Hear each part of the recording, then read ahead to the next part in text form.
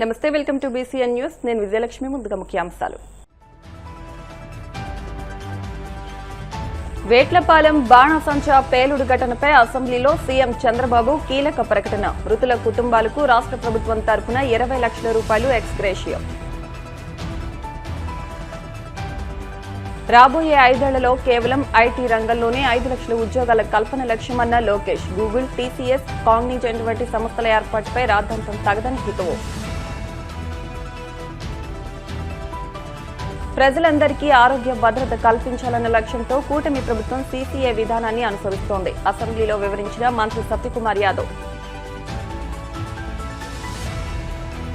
ప్రభుత్వ ఉద్యోగులను మోసం చేస్తున్న కూటమి ప్రభుత్వం ఖచ్చితంగా మూల్యం చెల్లించుకోక తప్పదు. వైసీపీ నేత నలమారు చంద్రశేఖర్ రెడ్డి హెచ్చరిక. కాకినాడ జిల్లా వేట్లపాలెం బాణసంచా పరిశ్రమలో జరిగిన ఘోర అగ్ని ప్రమాదంపై సీఎం చంద్రబాబు శాసనసభలో కీలక ప్రకటన చేశారు. ఈ దుర్ఘటనలో 26 మంది ప్రాణాలు కోల్పోవడం అత్యంత బాధాకరమని, బాధిత కుటుంబాలకు కూటమి ప్రభుత్వం అన్ని విధాలా అండగా నిలుస్తుందని ఆయన భరోసా ఇచ్చారు. కొందరి నిర్లక్ష్యం, దురాశ కారణంగానే ఈ పెను విషాదం చోటు చేసుకుందని ఆవేదన వ్యక్తం చేశారు. ఈ దుర్ఘటనలో మరణించిన వారి కుటుంబాలకు కేంద్ర ప్రభుత్వం ప్రకటించిన 2 లక్షలతో పాటు రాష్ట్ర ప్రభుత్వం తరపున 20 లక్షల చొప్పున ఎక్స్ గ్రేషియో అందిస్తామని ప్రకటించారు. నిరాశ్రయులైన బాధితులకు ఇళ్లు కట్టించిస్తామని, ప్రభుత్వ పరంగా అన్ని విధాలా ఆదుకుంటామని హామీ ఇచ్చారు. వేట్లపాలెం గ్రామం ఈ నెల 28వ తేదీన బాణసంచా పేలుడు జరిగింది. శ్రీ సూర్యశ్రీ ఫైర్ వర్క్స్లో జరిగిన ఈ ప్రమాదంలో ఆ రోజే 20 మంది చనిపోయారు. మళ్ళీ ఒక 4 చనిపోయారు. మొత్తం 24 మంది చనిపోవడం చాలా బాధాకరం. అయితే నిబంధనలకు విరుద్ధంగా ఎక్కువ మంది పెట్టి ఇక్కడ పనిచేపిస్తున్నారు. 31 మందితో ఆ సమయంలో పనిలో ఉన్నారు. అంటే మామూలుగా దిశ అక్టోబర్ 25లో కూడా తనిఖీలు చేశారు. అయితే వీళ్ళు చేసిన పని వాళ్ళు వచ్చినప్పుడు కరెక్ట్గా చూపించి మళ్ళీ ఇష్టానుసారంగా ముందుకు పోయే పరిస్థితికి వచ్చారు. పరిమితికి మించి మందుగుండు సామగ్రి నిల్వ చేయడం, ఆర్డర్లు ఉన్నాయనే ఉద్దేశంతో పెద్ద మొత్తంతో ఈ యొక్క బాణసంచాలు తయారు చేయడం, దీనివల్ల ఎక్కువ ప్రాణ నష్టం జరిగింది. మొన్న శనివారం నేను విజయనగరంలో ఉంటే నాకు సమాచారం వస్తానే నేను అక్కడి నుంచి చీపురుపల్లి నేరుగా వెళ్ళాను. ఇది లంచ్ సమయంలో జరిగిన ప్రమాదం. దీంతో కొంతమంది ప్రాణాలు కాపాడుకునే పరిస్థితికి వచ్చారు లంచ్ టైం కాబట్టి. ఓసారి కొంతమంది నిర్లక్ష్యం, కొంతమంది దురాశ, ఈ రెండు కలిపి ఎంత దారుణం జరుగుతుందంటే అలాంటి దారుణం జరిగే పరిస్థితి వచ్చింది. ఇమ్మీడియట్గా ఇది జరిగిన తర్వాత ఆ కుటుంబ సభ్యుల్ని పరామర్శించాను, ఓదార్చాం. కానీ వాళ్ళ ప్రాణాలు తేలేము. అందుకనే దిశ కేంద్రం ఇచ్చింది 2 లక్షలైతే రాష్ట్ర ప్రభుత్వం 20 లక్షల రూపాయలు ఆర్థిక సహాయం ఎక్స్ గ్రేషియో అక్కడనే అనౌన్స్ చేశాం. పూర్తి వైద్య ఖర్చులు కూడా ఖర్చు పెడతా ఉన్నాం. వాళ్ళందరికీ, వాళ్ళ పిల్లలందరినీ చదివించే బాధ్యత ఈ ప్రభుత్వం తీసుకుంటున్నాం. ఇండ్లు లేని వాళ్ళందరికీ ఇళ్లు కట్టించే బాధ్యత కూడా తీసుకుంటామని ఈ సభ ద్వారా మరొకసారి వారందరికీ విజ్ఞప్తి చేస్తున్నా. కొంతమంది స్వార్థపరులు అక్కడక్కడ, నేను మొన్న కూడా చెప్పాను, ఆడబిడ్డల్ని అఘాయిత్యాలు చేయడం, అలాంటివి కూడా కొన్ని నీచమైన కార్యక్రమాలు కానీ హీనస్ క్రైమ్ జరిగే పరిస్థితి వచ్చిందని చెప్పి వాళ్ళ పట్ల ఎంత కఠినంగా ఉండాలో అంత కఠినంగా ఉంటున్నాం. ఇక్కడ ఒక బాధ్యత కలిగిన ప్రభుత్వం. ఈరోజు నేను చూశాను, ఓసారి చూస్తే కనీసం ఒక అపోజిషన్ ఒక పార్టీ ఒకటి ఉంది. అది దీనికంటే మించినటువంటి సమస్య ఉండదు. దీన్ని నేను చాలా తీవ్రంగా ఖండిస్తున్నాను అధ్యక్ష. అయితే బాధ్యత కలిగిన ప్రభుత్వం, బాధ్యతని తప్పించుకోం.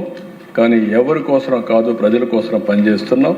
అందుకే మళ్ళీ ఈ ఫ్లోర్ నుంచి చెప్తున్నాను అధ్యక్ష, ఎవరైతే ఇలాంటి ఫ్యాక్టరీస్ పెట్టుకుంటారో, అలాంటి మీ వల్ల ప్రజల ప్రాణాలకు ప్రమాదం తీసుకొచ్చే పరిస్థితి తీసుకురావద్దండి.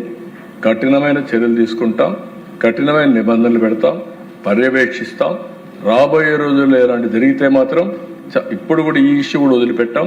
దీన్ని లాజికల్గా తీసుకుపోతూనే డెమాన్స్ట్రేటివ్ ఎఫెక్ట్గా పోయి భవిష్యత్తులో కూడా దీనికంటే కఠినంగా ఉంటామని మరొక్కసారి విజ్ఞప్తి చేసుకుంటూ ఎలాంటి చిన్న ఫైర్ అయినా పెను ప్రమాదాన్ని దారితీస్తుంది. అలాంటి ఇంగిత జ్ఞానం లేకుండా వీళ్ళు పనిచేయడం చాలా బాధాకరమని తెలియజేసుకుంటూ దీన్ని తీవ్రంగా ఖండిస్తూ ఈ హౌస్ కూడా మనందరం ఒక 2 నిమిషాలు మౌనం పాటించి వాళ్ళందరికీ ఆత్మకు శాంతి కలగాలని భగవంతుని ప్రార్థిస్తాం. అధ్యక్ష.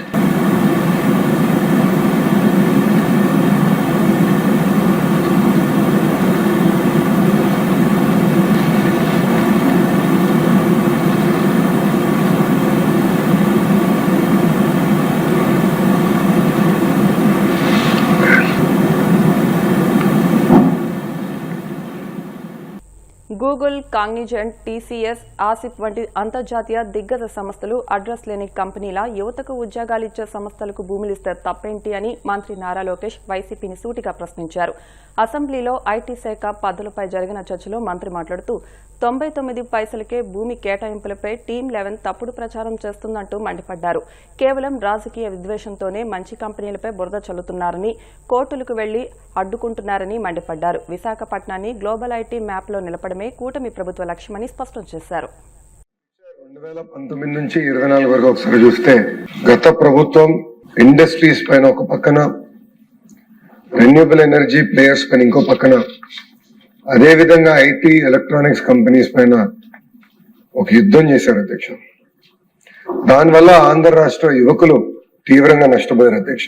ముఖ్యమంత్రి చంద్రబాబు నాయుడు గారు 2014 నుంచి 19 మధ్యన ఒక ఫార్చ్యూన్ 500 కంపెనీ ఆయన స్వయంగా మాట్లాడి వీళ్ళు ఫైనాన్షియల్ సర్వీసెస్ లో one of the world's best company, వాళ్ళని విశాఖపట్నంలో సెంటర్ ఓపెన్ చేయమని కోరారు. వాళ్ళ చైర్మన్ గారు వచ్చి, అప్పుడు సిఇఓగా ఉన్న వ్యక్తి వచ్చి ఆఫీస్ ఓపెన్ చేశారు అధ్యక్ష.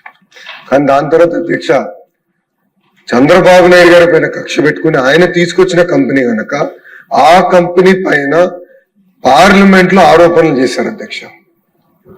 పార్లమెంట్ లో ఆరోపణలు చేసి ఏకంగా వాళ్ళతో ప్రభుత్వానికి డబ్బులు ఇచ్చారు, అందుకే వాళ్ళకి భూమి కేటాయించారని ఆరోపణ చేస్తే అది ఆ గ్లోబల్ కంపెనీ రెగ్యులేటరీ కంప్లయన్సెస్ లో ట్రిగర్ అయింది. దానివల్ల ఆ వ్యక్తి సిఇఓ నుంచి చైర్మన్ కి ప్రమోషన్ అవ్వాల్సిందే 6 నెలలు ఆలస్యమైంది అధ్యక్ష. ఇది జస్ట్ ఒక్క ఉదాహరణ. ఎనర్జీలో మా గుట్టుపాటి రవి గారు చెప్పగలుగుతారు, ఇండస్ట్రీస్ లో టీజీ భరత్ గారు చెప్పగలుగుతారు. ఇట్లా అనేక పరిశ్రమలు ఎట్లా ఇబ్బంది పెట్టారు. ఒక మాటలో చెప్పాలంటే ఒక టెర్రరిజం ఆ రోజు ఎట్లా జరిగినదానికి ఇది ఒక ఉదాహరణ అధ్యక్ష. అంతేకాకుండా 2019 నుంచి 24 మధ్యన ఒక్క ఐటీ కంపెనీ కూడా ఇన్సెంటివ్స్ ఆనాడు రిలీజ్ చేయలేదు అధ్యక్ష. వాస్తవంగా చెప్పాలంటే 2024 ఎన్నికల్లో ప్రజాప్రభుత్వం గెలిచిన తర్వాత కంపెనీలతో మాట్లాడాలంటే చాలా మంది వాళ్ళ భయం వ్యక్తం చేశారు అధ్యక్ష. మీరు 5 సంవత్సరాలు అధికారంలో ఉంటారు, పాలసీస్ క్రియేట్ చేస్తారు, కానీ గత పాలకులు మళ్ళీ అధికారంలోకి వస్తే మా పరిస్థితి ఏంటి, మా భవిష్యత్ ఏంటి, గతంలో ఇప్పటికీ నష్టపోయాం, మళ్ళీ మా పరిస్థితి అలాంటి పరిస్థితి రాకుండా ఎట్లా చూసుకుంటారని వాళ్ళందరూ చెప్తాం జరిగింది అధ్యక్ష.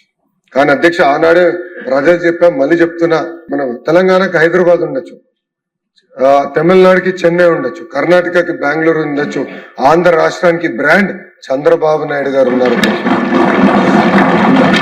అధ్యక్ష. ఆ బ్రాండ్ వల్ల అధ్యక్ష గౌరవ ముఖ్యమంత్రి గారు పరిపాలన అనుభవంతో మాకు డైరెక్షన్స్ ఇచ్చి 8 పాలసీస్ తీసుకొచ్చాం అధ్యక్ష. Electronics manufacturing policy, data centre policy, semiconductor and display fab policy, IT and global capability centre policy, electronics component manufacturing policy, lift policy, land incentive for tech hubs అధ్యక్ష, నేబర్హుడ్ వర్క్ స్పేస్ పాలసీ.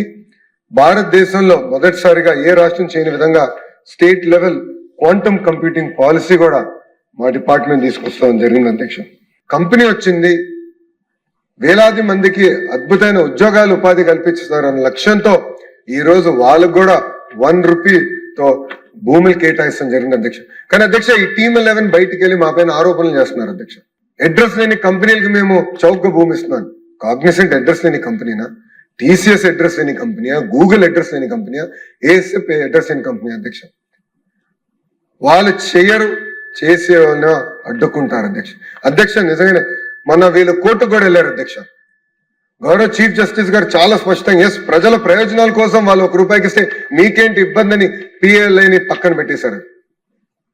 వాళ్ళు public interest litigation PILని పక్కన పెట్టారు అధ్యక్ష. అందుకే అధ్యక్ష ఒక చిత్తశుద్ధితో మేము పనిచేస్తున్నాం. గౌరవ ముఖ్యమంత్రి గారు నాకు ఒకటే ఆదేశం ఇచ్చారు, 5 సంవత్సరాల్లో ఒక IT రంగంలోనే విశాఖపట్నం కేంద్రంగా 5 లక్షల ఉద్యోగాలు కల్పించాలని అధ్యక్ష. సింగిల్ ఎజెండా నాకు ఇచ్చారు అధ్యక్ష. దానికి నువ్వు ఏం చేస్తావు నాకు తెలియదు, ఆ ఉద్యోగాలను మీరు కల్పించాలని నాకు చెప్పారు అధ్యక్ష. ఒక బాధ్యతగా తీసుకుంటున్నాం, మంత్రులందరూ కూడా కూర్చుంటున్నాం. ఏదేదో ఒకరి శాఖ ఒకరిది కాకుండా అందరం కలిసికట్టుగా పనిచేసి ఎస్ ఆంధ్ర రాష్ట్రంలో విశాఖపట్నాన్ని ఒక IT కేంద్రంగా తీర్చిదిద్దే బాధ్యత మేము తీసుకుంటాం. ఏదైతే హైదరాబాద్ బెంగళూరుకి 30 సంవత్సరాలు పట్టిందో అది 10 సంవత్సరాలు విశాఖపట్నంలో చేసి చూపిస్తామని ఆంధ్ర రాష్ట్ర ప్రజలకి నేను తెలియజేసుకుంటున్నాను. గత పాలనలో అన్ని శాఖల్లో మాదిరిగానే ఆరోగ్య శాఖలో 6,500 కోట్ల లోటు చూపించారని, ప్రజలందరికీ ఆరోగ్య భద్రత కల్పించాలన్న లక్ష్యంతో కూటమి ప్రభుత్వం CCA విధానాన్ని అనుసరిస్తోందని మంత్రి సత్యకుమార్ తెలిపారు. అసెంబ్లీలో 19,305 కోట్ల ఆరోగ్య శాఖ బడ్జెట్ను ఆమోదించాలని ప్రతిపాదించారు. ఈ సందర్భంగా ఆయన మాట్లాడుతూ గత 20 నెలల్లో వివిధ హోదాల్లో కలిపి 8,600 పోస్టులు భర్తీ చేశామన్నారు. NTR వైద్య సేవ కింద 7,031 కోట్లు ఖర్చు చేశామని, ఏప్రిల్ 1 నుంచి యూనివర్సల్ హెల్త్ పాలసీని అమల్లోకి తీసుకొస్తున్నామని పేర్కొన్నారు. గత ప్రభుత్వం సమయంలో జరిగిన దారుణాలని కానీ ప్రస్తుత ప్రభుత్వ పరిమితుల గురించి కూడా వారు వివరించారు. అయితే దీనికి సంబంధించిన ప్రతి సమాధానాన్ని మా సెక్రటరీ గారు అక్కడ కూర్చొని ప్రతి దాని సమాధానాన్ని ఇక్కడ పంపారు. కానీ ఆ సమాధానాలు నేను వారికి వ్యక్తిగతంగా మీ ద్వారా అందించే ప్రయత్నం చేస్తాను అధ్యక్ష. కానీ ఓవరాల్గా ఈ బడ్జెట్ సందర్భంగా ఈ డిమాండ్ ఫర్ గ్రాంట్స్ విషయంగా ఆరోగ్య శాఖకి జరుగుతున్న మేలు, తద్వారా రాష్ట్ర ప్రజలకు జరుగుతున్న మేలు, తద్వారా ఆరోగ్య ఆంధ్రప్రదేశ్ నిర్మాణం కోసం జరుగుతున్న ప్రయత్నాల గురించి చెప్పే ప్రయత్నం చేస్తాను అధ్యక్ష. ఈ సంవత్సరం ఇచ్చిన బడ్జెట్, కేటాయించిన బడ్జెట్ ఏదైతే ఉందో అది మొత్తం బడ్జెట్లో 6% ఉంది. గత బడ్జెట్ రివైజ్డ్ ఎస్టిమేట్స్తో 9.5% ఉంది సార్. గత ప్రభుత్వం ప్రవేశపెట్టిన రెండో బడ్జెట్ కేటాయింపుల కన్నా 46% ఎక్కువ ఉంది అధ్యక్ష. గత ప్రభుత్వం చివరి ఆర్థిక సంవత్సరంలో కేటాయించిన బడ్జెట్ కేటాయింపుల కన్నా 30% అధికంగా ఉంది అధ్యక్ష. దీనికి DME ఇన్స్టిట్యూషన్స్ కోసం 9,380 కోట్లు కానీ, అదేవిధంగా commissionerate of health and family వెల్ఫేర్కి 5,352 కోట్లు, అంటే 28% దానికి. అదేవిధంగా ప్రైమరీ హెల్త్కి 2,583, అదేవిధంగా ఈ సెకండరీ హెల్త్ కోసం community health centres, area hospitals మరియు డిస్ట్రిక్ట్ హాస్పిటల్స్ కోసం 1,549 కోట్లు. ప్రధానంగా ఆయుష్ గురించి ప్రధానంగా ప్రస్తావించాలి అధ్యక్ష. ఎందుకంటే గౌరవ ప్రధానమంత్రి గారు, అదేవిధంగా గౌరవ ముఖ్యమంత్రి గారు కూడా ఇండియన్ సిస్టమ్స్ ఆఫ్ మెడిసిన్స్కి పెద్దపీట వేస్తూ వాటిని విస్తృతంగా ప్రజలకు అందించే ప్రయత్నం చేస్తున్నారు, దాని సేవలను అందించే ప్రయత్నం చేస్తున్నారు. ఎంతో మన పెద్దలు, మునులు, ఋషులు, పూర్వీకులు వారి మేధో సంపత్తిని, జ్ఞానాన్ని రంగరించి మేళవించి మనకు అందించిన అద్భుత వారసత్వ సంపద అధ్యక్ష. దీనికి మొట్టమొదటిసారిగా రాష్ట్ర చరిత్రలో ఆయుష్కి 385 కోట్లు కేటాయించడం జరిగింది అధ్యక్ష. గవర్నెన్స్ అనేది కంటిన్యూస్ ప్రాసెస్ అనే విషయం మీకు తెలిసిన విషయమే అధ్యక్ష. నేను వాటి గురించి ప్రత్యేకంగా చెప్పనవసరం లేదు. పాలన కొనసాగాలి. పాలనకి ఎక్స్పైరీ డేట్ ఉండదు అధ్యక్ష, పార్టీలకు ఉంటుంది. అయితే గత ప్రభుత్వం పాలన ఏ విధంగా సాగింది, దాని పర్యావసనాలు ఈ ప్రభుత్వం మీద ఏ రకంగా ఉంటున్నాయి, ఏ రకమైన వారసత్వాన్ని అందిపుచ్చుకున్నామనే విషయాన్ని ఒకసారి అర్థం చేసుకుంటే ఈ బడ్జెట్ కేటాయింపుల మీద మనకు అవగాహన కలుగుతుంది అధ్యక్ష. గతంలో అన్ని విభాగాలు, అన్ని మంత్రిత్వ శాఖలు నిర్వీర్యం చేసినట్టుగానే, అప్పులు పెట్టినట్టుగానే ఆరోగ్య శాఖ మీద కూడా దాదాపు 6,500 కోట్లు అప్పులు పెట్టడం, అది ఆరోగ్యశ్రీ NTR వైద్య సేవ కింద 2,500 కోట్లు కానీ, లేదా వివిధ మెడికల్ కళాశాలల నిర్మాణానికి అయిన ఖర్చులు 1000 కోట్లు కానీ, లేదా మందులకి కంపెనీలు కట్టాల్సిన 600 కోట్లు కానీ, ఈ రకంగా 6,500 కోట్లు ఇవ్వడం జరిగింది అధ్యక్ష. ఈ మానిటరీ ఇర్రెగ్యులారిటీస్ ఒకవైపు ఉంటే, ఇంకో 7 Mలు కూడా రాష్ట్రంలో గత ప్రభుత్వంలో జరిగాయి అధ్యక్ష.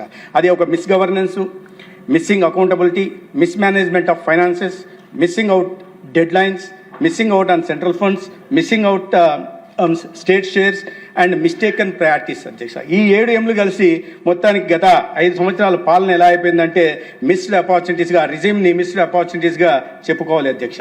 అయితే ఈ అవకతవకల్ని సరిచేస్తూ ఒక ప్రజలకు అందరి ఆరోగ్య సంరక్షణ చేపట్టే దిశగా గౌరవ ముఖ్యమంత్రి గారు చంద్రబాబు నాయుడు గారు, ఉప ముఖ్యమంత్రి గారు పవన్ కళ్యాణ్ గారు, అదేవిధంగా దేశ ప్రధాని నరేంద్ర మోడీ గారి సహకారంతో ఒక CCA అనే దీని విధానాన్ని ఎంచుకున్నాం అధ్యక్ష.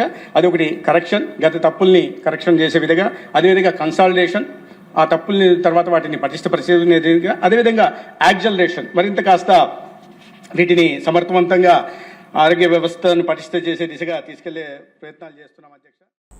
ఇప్పుడు కాసేపు ప్రకటనలు.